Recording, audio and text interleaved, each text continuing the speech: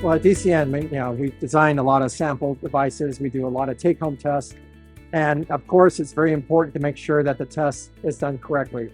Now, you've been working on your assay, you're developing it in the lab, but now you need to hand that over to somebody that you don't know and that has no training. And you have to be able to trust them that they're going to do it correctly.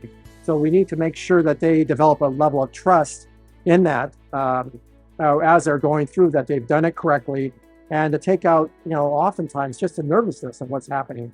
So one of the things that I do is I try to walk them through it.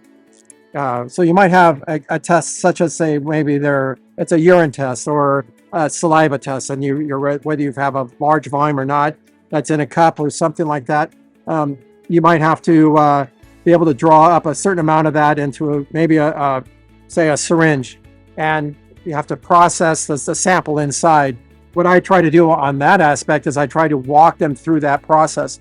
This could be somebody who's maybe pre-dementia, where they don't have quite the cognitive skills. This might be an old elderly patient that has arthritic hands. It might be somebody that's even visually impaired. And you've got all these aspects that you got to focus on and drive them through, so that each person, regardless of who the patient is, they can have a high level of success. And part of that is you think of all the different things where you have, from the time you open up the packaging, you can lay out and making sure that they know what parts and pieces are done that they need to use and which ones they can discard. But once you actually start picking up the sample handler, you got to be able to have it designed in such a way that it's, what orientation, what was it, left-handed, right-handed, what's comfortable for them. If you're rotating it as a clockwise, counterclockwise, does it make a difference?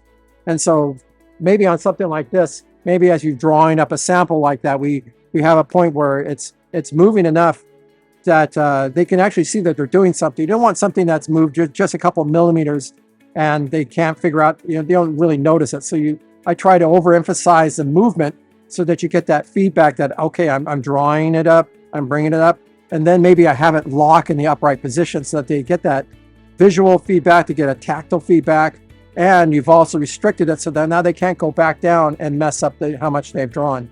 And so you have audible clicks, you have tactile feedback, you also have to make sure that they can't do it incorrectly. And now they have that confidence that it was all done, every step of the way, it was done correctly. You can do it with your eyes closed, and they know that it's all, that the test results that you're going to get at the end is what you have intended for them to have. They trust it.